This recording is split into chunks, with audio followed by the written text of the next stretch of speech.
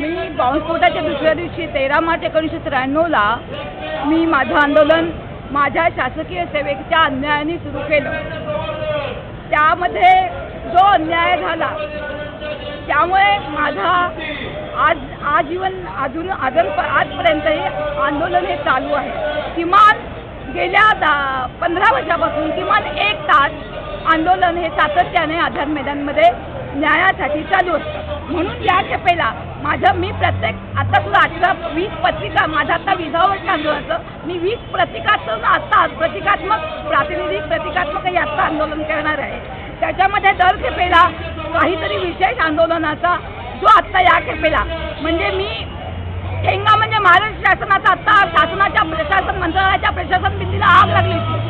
पण त्या प्रशासनाची इमारत भाड्याने देण्यापासूनही कोट्यावधी रुपयाच्या भाड्यापासूनचं राजकारण चालू आहे आणि जनसामान्यांना आणि माझ्यासारख्या निराधारांना हे शासन तर ठेंगाच दाखवत आहे. म्हणून मी या खेपेला महाराष्ट्र शासनाचा ठेंगा म्हणजे महाराष्ट्र शासन 1 रुपयाही जनसामान्यांना देऊ शकत नाही आणि सत्तेच्या जोरावर आपल्या राजकारणानं कोट्यावधीचे रुपये जे आदर्शपासूनचे सगळे भ्रष्टाचार जगजाहीर होत आहेत हे गायब करत आहे. मी एक प्रातिनिधिक महिला आहे, मी एक पत्रकार पण आहे आणि एक आंदोलनकर्ती आहे. जे आंदोलन महाराष्ट्र शासनाच्या इतिहासात गिनीज बुक ऑफ वर्ल्ड रेकॉर्डमध्ये नोंदवणार आहे. परंतु या आंदोलनाची नोंदही न होऊन देण्यासाठी इव्हन माझ्या जागेच्या आंदोलनापासून शासनाचे तमाशे चालू आहेत.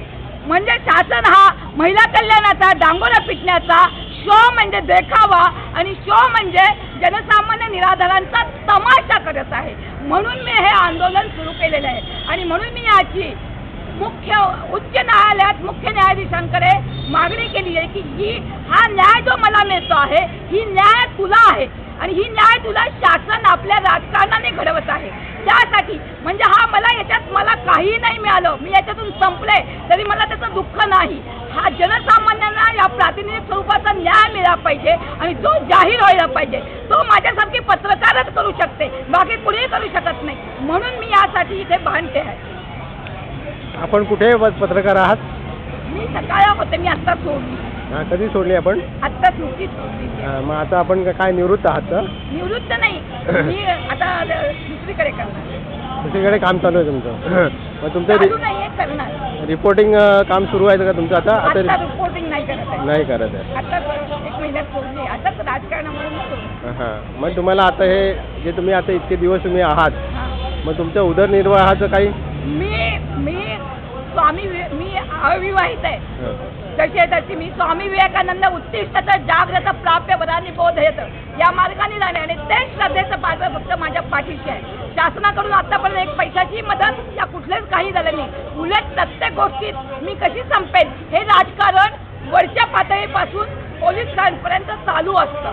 परंतु मी केवळ त्या श्रद्धेच्या बळावर जसं स्वामी विवेकानंदांनी शिकागो परिषदेत आपल्या भारतीयांचा झेंडा फडकवला तसंच मी केवळ या श्रद्धेबळाच्या पाठीवर हा न्यायासाठी मी उभी आहे.